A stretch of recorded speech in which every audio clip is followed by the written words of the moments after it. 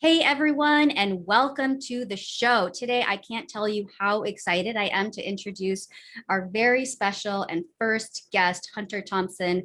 Hunter, thank you so much for being here. Hey, I really appreciate it. It's such an honor to be on, especially as the first guest. So looking forward to the conversation.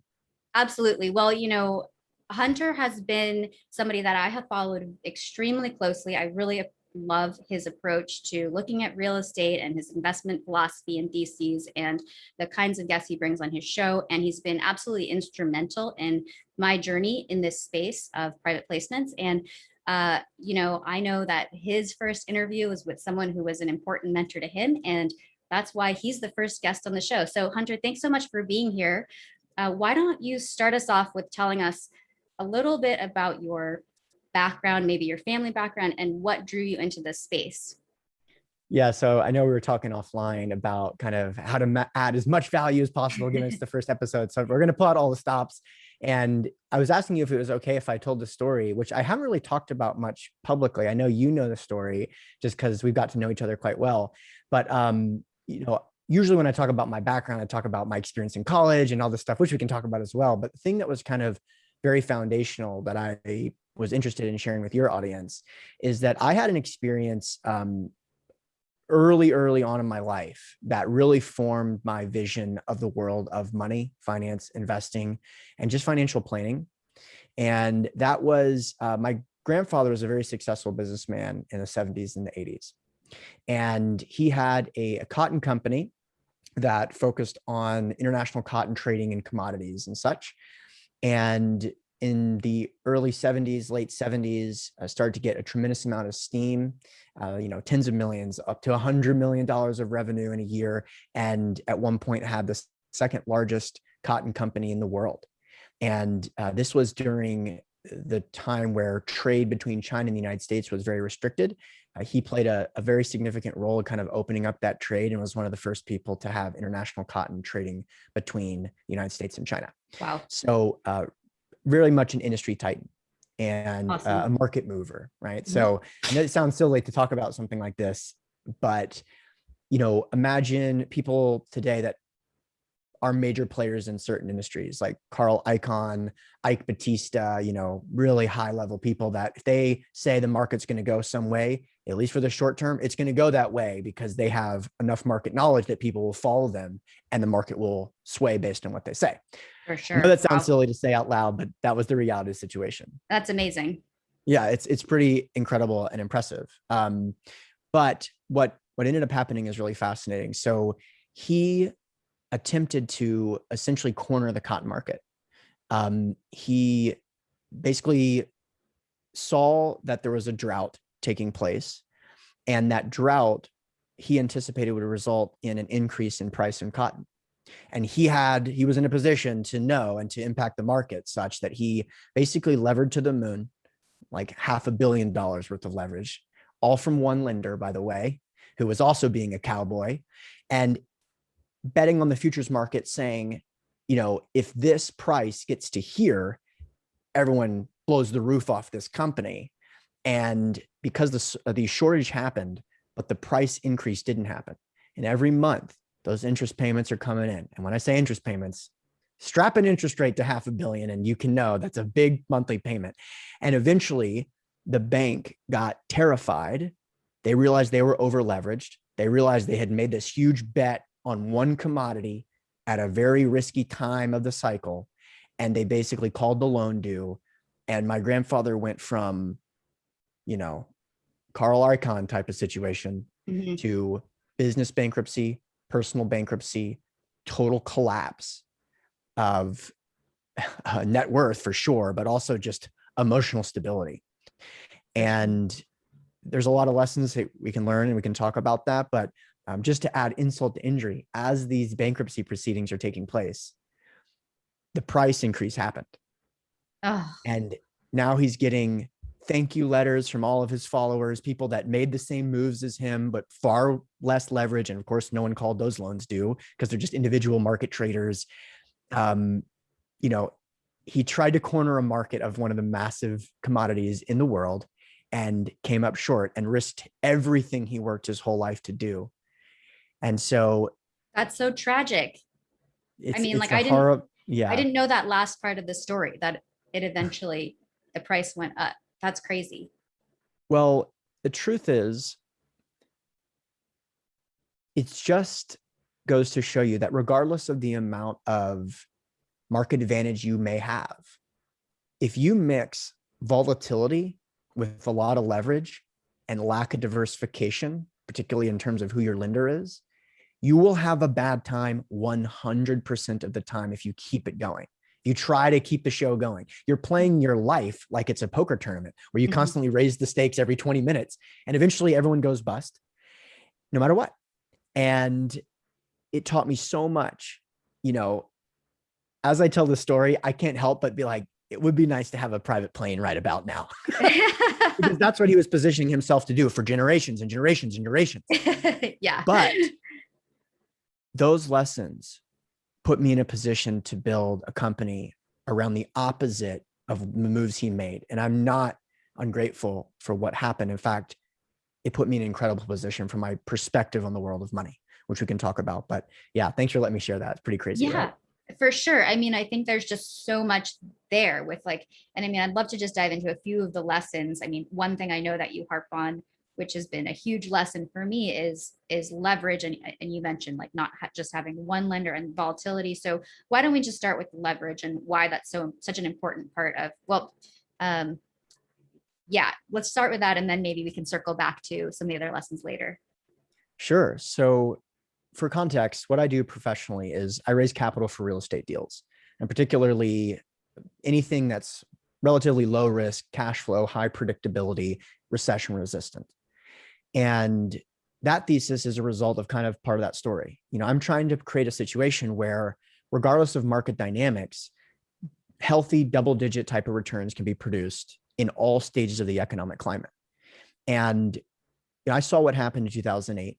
And I recognize that it doesn't matter how big you grow your portfolio. If there's a likelihood that every 10 years you're going to have the bottom ripped from out from under you, how can you possibly build a life around that? And upon research, it's possible to invest in things which are not volatile. And I'll give you just a simple example. So the mobile home park business, for example, the supply for that product is inversely correlated with the overall economy, in the sense that the worse the economy does, the more demand there is for affordable housing.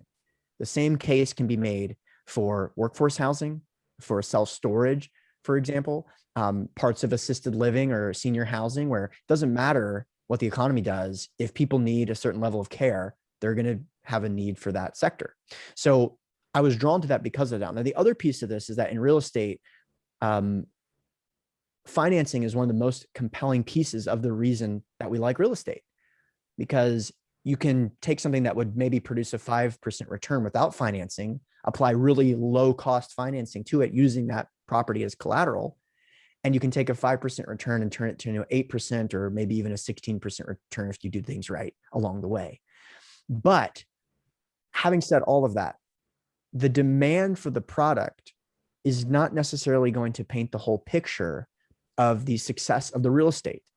And I know that sounds crazy, but what we saw in 2008 was there was many assets that when it came time to refinance, for example, all the lenders had dried up. It didn't matter what the occupancy was of the property, especially if you had some tertiary property in some tertiary market. And that lesson that was more pronounced in 2008, the lesson was almost every horror story you've ever heard about someone losing money in real estate has to do with the loan piece. And Absolutely. so that's the truth of my story in real estate, as well as, you know, my grandfather's story as well. Absolutely. I think that's such an important point that you're making, that the thing that makes a real estate deal go bad is usually the debt. That's the thing that will send an investment over the cliff. And you know, I've done probably close to 100 interviews before doing this one, even though it's the first one, and I can verify that, like with all the horror stories, you know, the ones that have been told, that it's has to do with the debt, you know. And so that was the piece, over leveraged, et cetera. So it's just such an important point. And I think, you know, that's a thread that I'm carrying through in my investment thesis going forward. So thanks so much for shedding some light on that. Okay, so Hunter, let's now circle back to a little bit more about how you got into, real estate syndication specifically, and why your career led you there. Like, what were you thinking about doing in school, and what drove you towards looking at real estate? So part of it is a personality thing. Part of it is timing of the market, right? So I had to be very humble about my background because I was born at the exact moment where I would be not participating in the market to a large degree during 2008, but would have all the time in the world after graduating, by the way, because no one would hire me because I had no useful skills, but it was a good position to be in. Yeah. If you've got the personality that's willing to go left when everyone's looking right. So it was just very natural for me. If I saw blood in the streets, I was going to go that direction. That's been what I've been doing my whole life, leading through like when I was 5 years old, don't do that. Okay, well, I'm going to try. You know what I mean? Yeah. That can be a very lucrative skill when it comes to investing. Now, as I've gotten older, I've kind of realized that it's really important to look left before going left. So just because everyone's going right doesn't mean that going left is the right thing to do, but looking left is usually very, very much of a good idea on a risk-adjusted basis. It just so happens that my inclination was very right about the recovery of the real estate market. It's easy for me to say, though, because I wasn't participating at the time. It's very rare to have a situation like if I was just a little bit older and moved to California in 2006 and everyone's making money hand over fist, what investment thesis would I have created? What mentors would I have gotten? All of the people in the sector were making so much money that if I had just simply, okay, who's making the most money and try to follow them, I could have gotten really heartbroken pretty quickly. Didn't matter how smart I thought it was. But my investment thesis was born out of the wake of the Great Recession.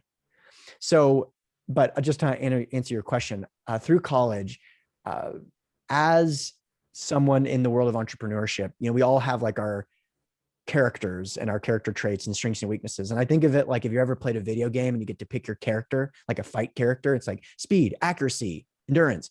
Well, my like freedom index is just maxed out all the way. And I don't care what's going on otherwise.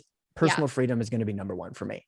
For sure. And so I was willing to focus on things that would result in higher freedom as opposed to, let's say, income or prestige or whatever.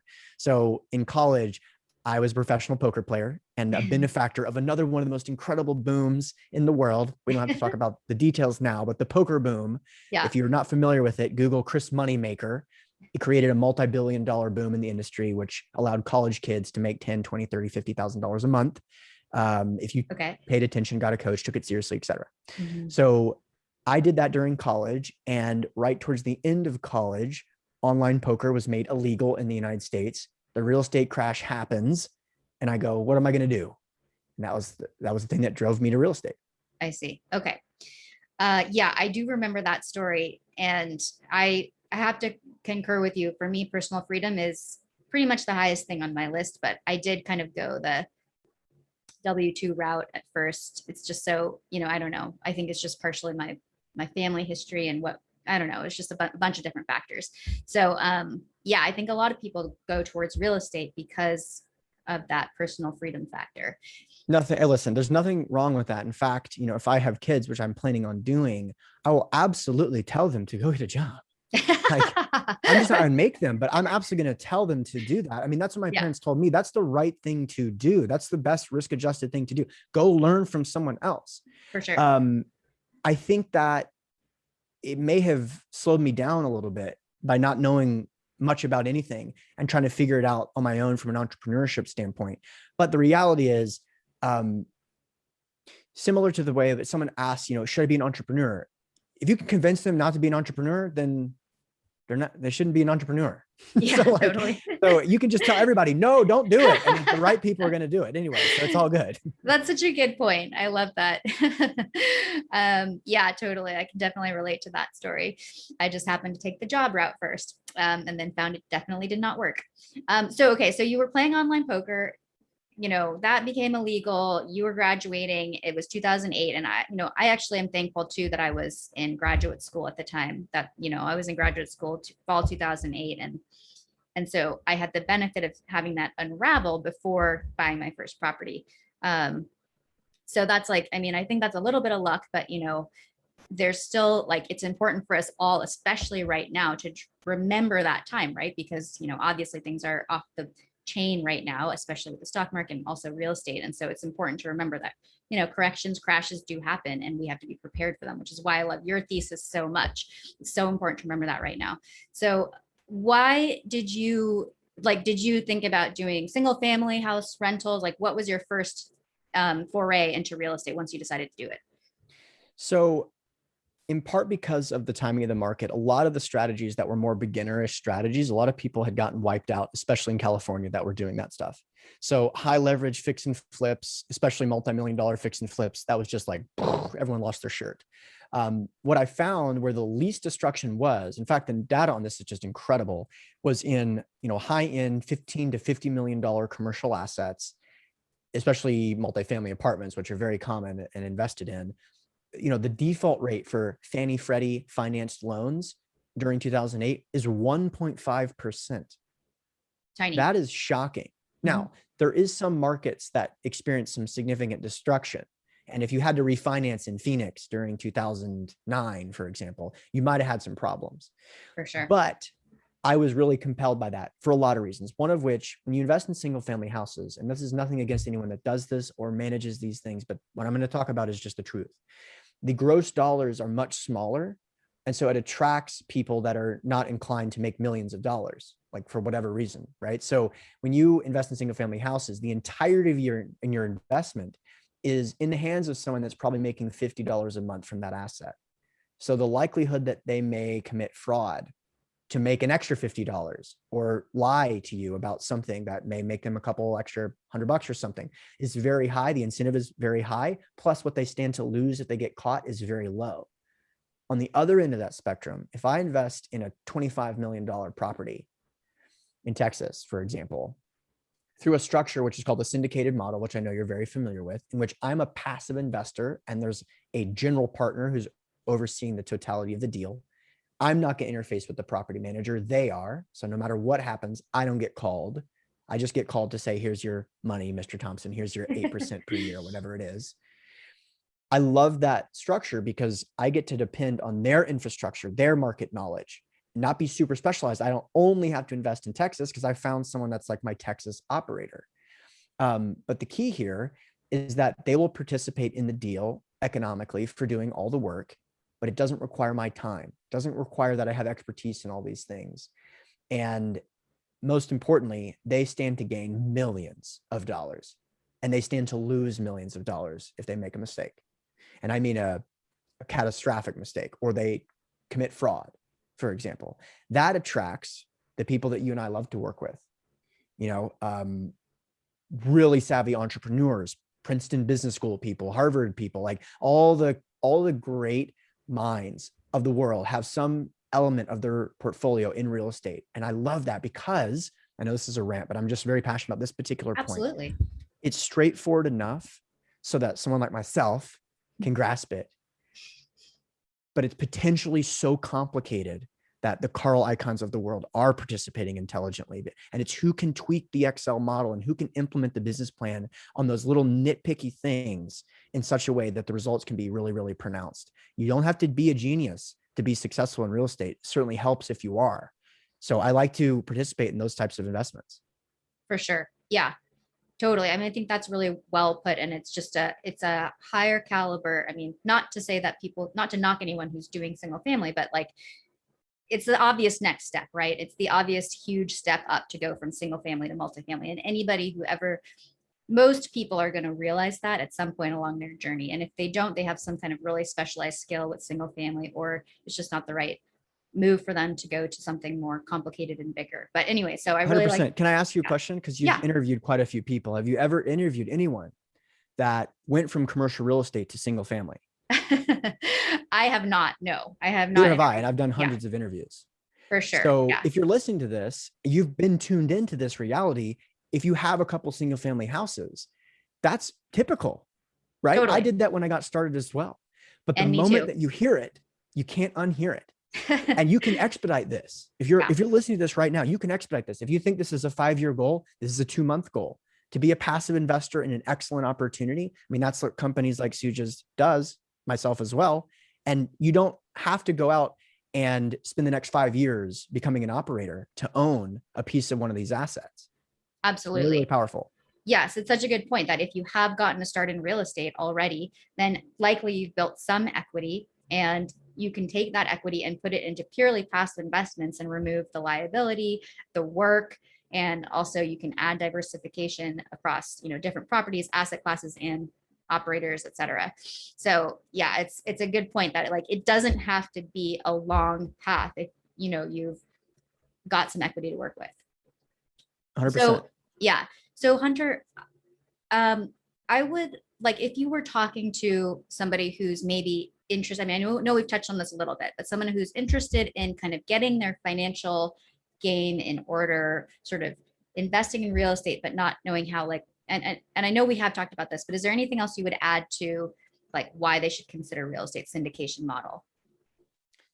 Man, oh, it's just, I'll put it this way. So like I asked you if you had interviewed anyone that went from commercial to single family, right? So it's a really important data point. Like if you've never contemplated investing commercial and you hear that, you can't think about the world of real estate the same ever again once you hear that. So I'll tell a very short story without getting into any details that will be similar. I speak publicly quite often and go on podcast tours and talk on different things and speak at conferences and such. And by the way, I hope the owner of this show hears this right now. There is a podcast called The Eventual Millionaire, and my wife is a big fan of it. And so I've always tried to sneak and get on the show to surprise her because she listened to every episode. And I corresponded with the host once, and I was like, this is what I do. This is the number. We've got $100 million under management and all this stuff. And the numbers are bigger in commercial real estate, obviously. And so she goes, what do you do professionally? And I go, I raise money for real estate deals. And she goes, we made a policy that we don't interview people in real estate. Whoa, But really? why is that? Because Okay. it's boring. It's so predictable. The likelihood of success is so high that they're like, well, anybody could do that. And I'm like, that's why I'm in the industry. So if you're hearing this right now, the likelihood of wealth creation is so high that this person that professionally interviews people that are millionaires or going to be millionaires stopped interviewing them because it's like, well, all you got to do is just kind of do it. And it's like, then that's where I'm going to stay. Wow, that's really interesting.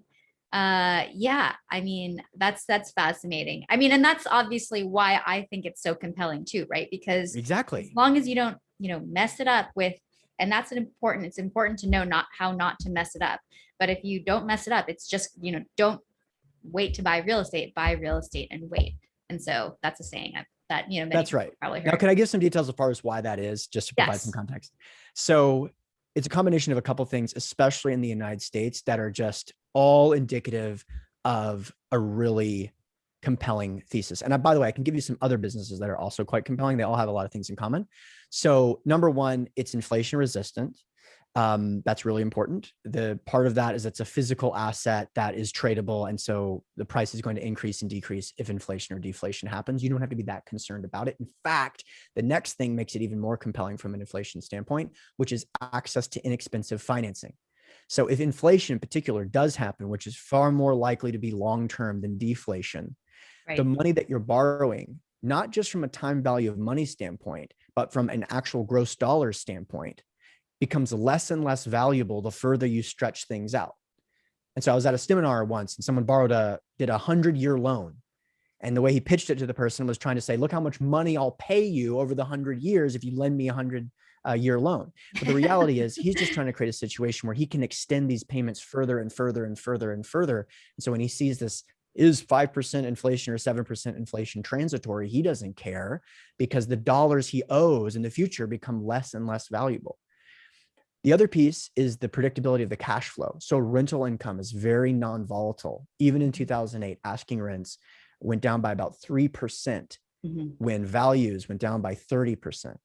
So you're just clipping along using that high cash flow to pay off expenses. And then of course the tax depreciation. Most recently, Trump kind of added in this bonus depreciation thing, which makes it even more compelling. But generally speaking, you get to depreciate which is a passive loss, a loss which you do not pay out in cash, but the value of your asset decreases of the physical building of real estate. So the land doesn't depreciate, but the building does. So you buy a $10 million property and 7 of it from your tax assessor is counted as the building, $7 million.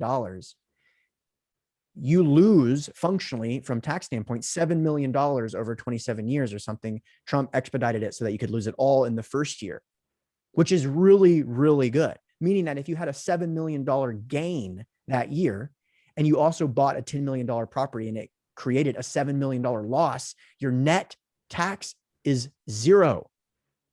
So that's the game of the wealthy, but it doesn't have to be the ultra wealthy that play this game because of this concept of the passive investors that can invest $25,000, $50,000 in these deals.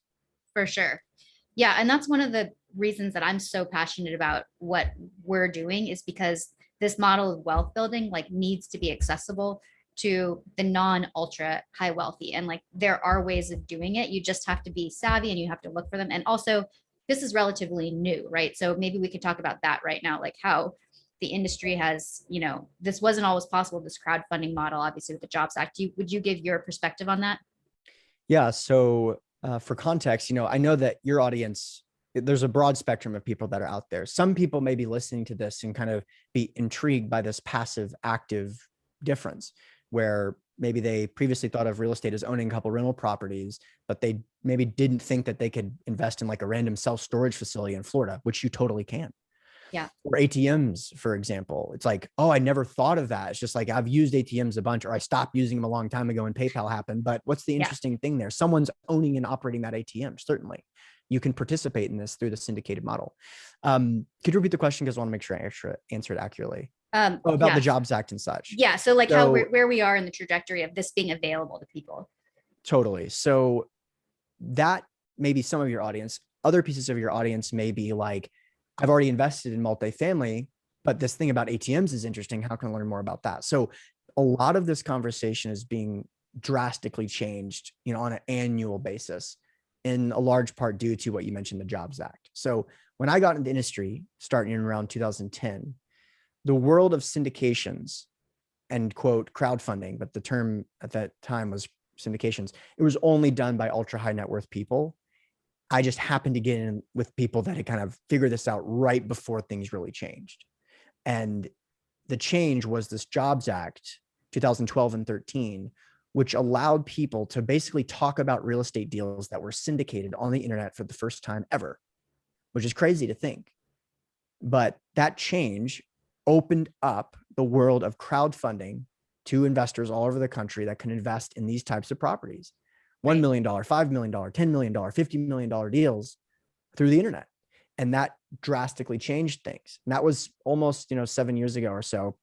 But the point is, you hear that, you've probably heard, a lot of your listeners probably heard this term syndications before. They start to feel like, oh, well, certainly now it's so competitive that there's no more room to be made or something like that. And I get that, but it's so not true, both from a liquidity standpoint and from a social standpoint. So there are trillions of dollars that came into existence just over the last 2 years. I think 60% of all the dollars that have ever been created were created in the last 18 months because of COVID and the reaction to COVID. Mm-hmm. So what happens when money is printed like that? Trillions of dollars are searching around the globe looking for yield, looking for cash flow.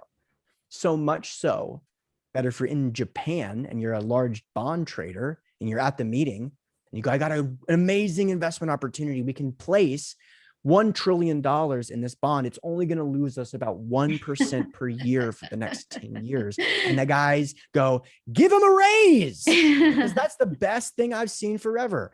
Yeah. That's how much liquidity is in the system right now. Mm-hmm. So when we look at United States real estate, because of all the advantages I was talking about earlier, it's just incredibly compelling. So you think about yourself about to surf this massive tidal wave of liquidity, but there's also another tidal wave coming, which is millennials who are very accustomed to building relationships over the internet are now starting to become savvy, sophisticated, high net worth people that could invest $25, $50, $100,000. And so as much as it feels like it's me and you and bigger pockets, and we just kind of sit in a room and we just do deals with each other, this massive tidal wave of both liquidity and interest is about to come. And we are all well positioned to take advantage of that. If you're listening to this right now, you are, at the bottom of this massive wave. For sure. Yeah, I think that's such an important point. And what would you say to the listener who maybe has a fair amount of their investing capabilities in like the stock market right now, for example? Well, congratulations is the first thing I'd say. It's amazing, Yeah. right? So you can go back and listen to interviews from me from 2013 where I'm kind of doing the doom and gloom thing. And I'm not going to do that anymore. I've learned my lesson, which is diversification is the best.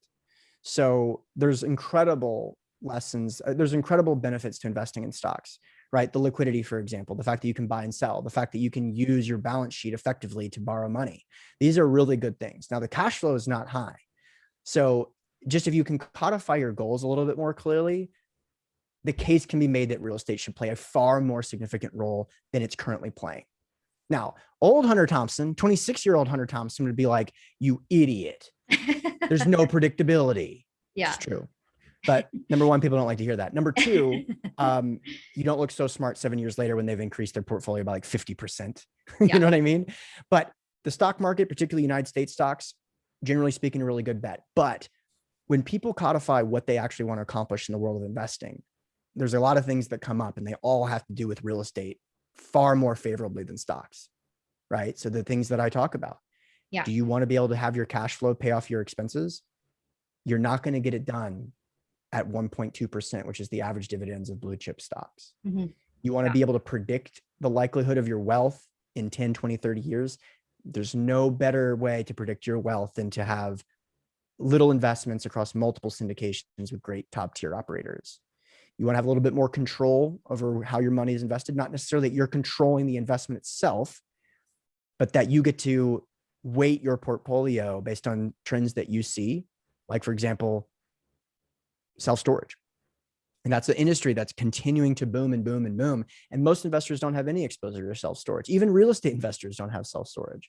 Right. So I would say that if you were to actually write down the things that you're trying to accomplish, real estate is likely a very, very clear path towards that. And looking at it through that lens, having 10, 25, 50, 60% of your portfolio in real estate might not be a bad idea based on what you're trying to accomplish. So that's my suggestion. Not that I'm giving those percentages, but look at it through that context. It certainly shouldn't be zero. Right. And a lot of people, it is zero. For sure. Yeah. Yeah. And I think that's a really well said. And, you've obviously changed and grown and been exposed to a lot over the last, I think that what you said is on point. I still personally feel like, I still feel like the stock market is very volatile and we don't know what's going to happen at any given point. And I personally watched my parents' 401ks, drop by 40% overnight. And, they didn't, like in 2007. And that was like their whole retirement, well, we had some rental houses, so it wasn't their whole retirement. And but so they kept it in and eventually recovered. But if you look at the S&P 500 between 2000, right before the dot-com crash, or right before the dot-com crash, it didn't really actually recover until 2013. And there's this like idea of the lost decade, and that's actually more than a lost decade. And so, I still kind of agree with 26-year-old Hunter that, that things could change at any moment. So diversification is so important, and real estate is just an obvious place to put your money. Totally. So, completely agree there. And for context, I have 90% of my net worth in syndications, and the other 10% is not in real estate. It is not in the stock market. I have one investment in the stock market. I made it in March of 2020. When the bottom fell out, I invested what I would typically invest in a passive real estate deal into the S&P 500.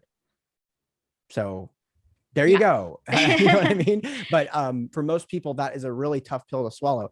If you're just now learning about these strategies, it's not a good idea. Like if you have a multi-seven-figure portfolio and it's all in the S&P 500, I don't think over the next 12 months, you should remove $5 million into syndications. But as you grow and learn, you will fall in love with this industry that everyone that I know has. It's very rare, similarly, that people go, I tried the syndication thing, but it wasn't for me. And I go ahead and move everything back into stock market. No, it doesn't happen. For sure. Yeah, no, I think that's really good advice. So what would you say to someone who's, maybe wanting to like get out of the daily grind? I think there's a lot of people this year, or, who reach a certain point in their career where I certainly did, where I just got tired of basically being expected to go to the same office potentially for the next 30 years of my life every single day. Yeah. Well, to some degree, I don't know that I'm the person, because I worked at Cutco one summer and that was the closest I've ever had to a real job, which is most people's like little thing that they did. And they were like, what the heck is, like, you know what I mean? No, I did very well at Cutco. I set some regional records and did very well.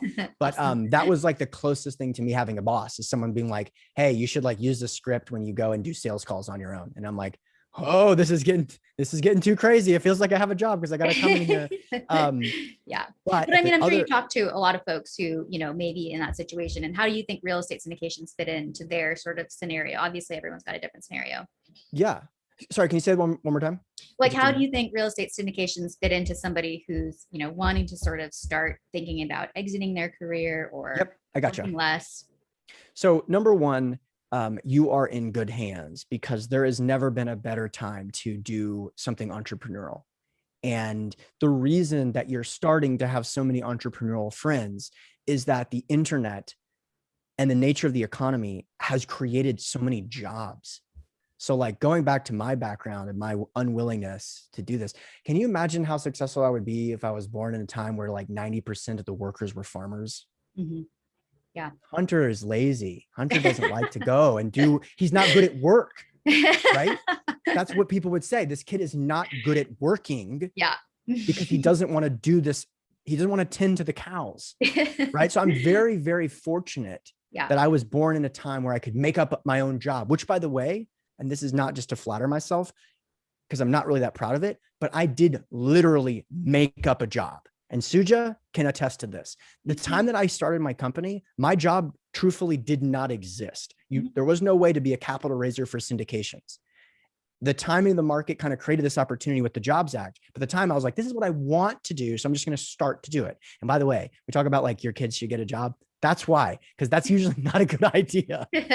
But there are so many thought leaders out there that have made cracking the code of making $100,000 a year as an entrepreneur. They've cracked it. That is so cool, because that is the goal for a lot of entrepreneurs that don't have access to that information. Mhm. So like, I'll give you a couple names, just looking at my books on my thing.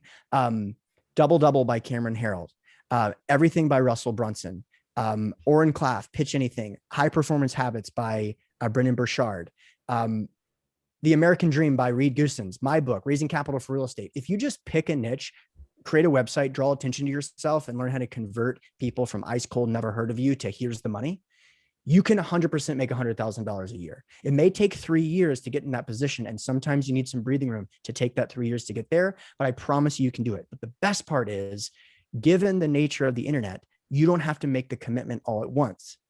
You can do this as a side hustle and slowly turn the knobs to eventually phase out if you want to phase out. So like, go all in.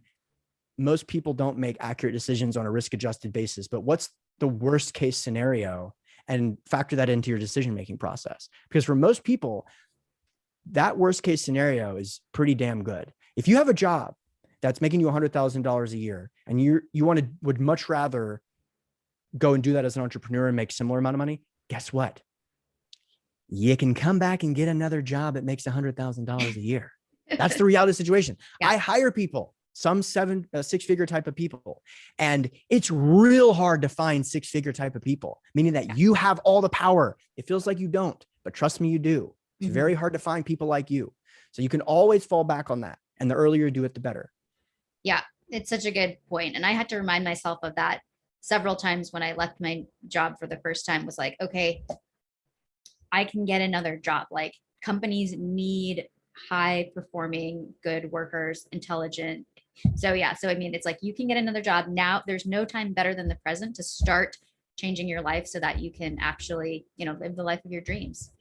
Yes. And speaking of like mindset stuff, like just before we wrap up, I mean, there's so much to talk about with mindset, but that's one of the things that I really appreciate about you is just how much you focus on, actually getting yourself to act and do things that are maybe outside your comfort zone, and maybe like pushing yourself to just make that next move. Like, what would you say to someone who's maybe feeling kind of comfortable in their life, but knows that it's like there's something more for them, and just like it's just easier to just keep doing what they're doing? Jeez. So I went out to dinner with some people that I have a lot of respect for recently, and we went around the table and I asked them, what was the moment in your life that you really found out who you were? And it was just like a conversation starter kind of thing. My wife and I went on a trip with another couple, and it's like, day 3, and we're like playing games like that. And the answers that we heard were like far deeper than I anticipated. And of course, because one of the people there mentioned that he had a death in the family. Both his father and his brother died in the same 12 months. And it was like a really deep moment. And the way that he worked through that emotionally codified who he was as a person, his belief in himself. Now that is it's a horrific thing to happen, but that could have been the defining moment in his life where he never recovered. And that was the kind of thing where, sometimes you talk to people where they have this one moment where things didn't go their way. And that's like the defining moment of their life, where they get the DUI and then that's their story. It's like, well, what happened last year? And they go, well, I got a DUI. And then that's kind of, it's like, well, wait, what have you been doing for the last 12 months? You know what I mean? Okay, got the DUI, whatever it is, like something that can like take you off, take a little bit of your time, your emotional capacity. You can't focus on the future. So like those moments are really important to simulate in business and athletics to be prepared when you have to deal with challenges. Because if you're used to doing workouts, for example, that puts you in those quasi life or death emotional experiences, then when it's really all on the line, when you have to be the husband in a relationship, when you have a father pass away, there's a semblance of familiarity with that piece.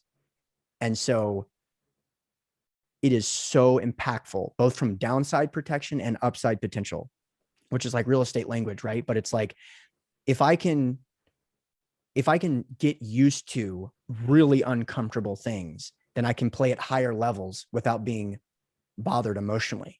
And does that mean that I'm always comfortable? No, it means that I'm never comfortable. It means that the stakes that I'm playing at are higher and higher and the problems are bigger and bigger, but I get there in a proportional manner. So like, as an example, we're doing something right now where there's $10 million on the line. And I got an email from my attorney right before this call that the lender is trying to change something that may require every single investor to re-sign on something 3 days before the closing deadline. Now, is this hell? Yes. Have I dealt with stuff like this before? Absolutely. Right? Not just in business, but otherwise. So it's just about if you're trying to level up, you should be in uncomfortable positions all the time. And I'm a big, big proponent of working out because of that. So there you go.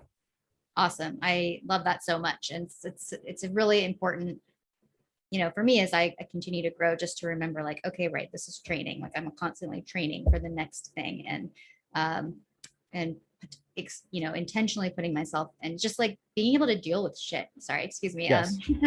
As it comes up, and not have to like actually, and not have that reaction delay, et cetera. And the emotional impacts, like just being able to handle things as they come up. Totally. Can I say one more story? I know we have to go in just a second. Yeah. So to truly be grateful for those moments, because those are the only moments in which you find out who you are. They're very rare.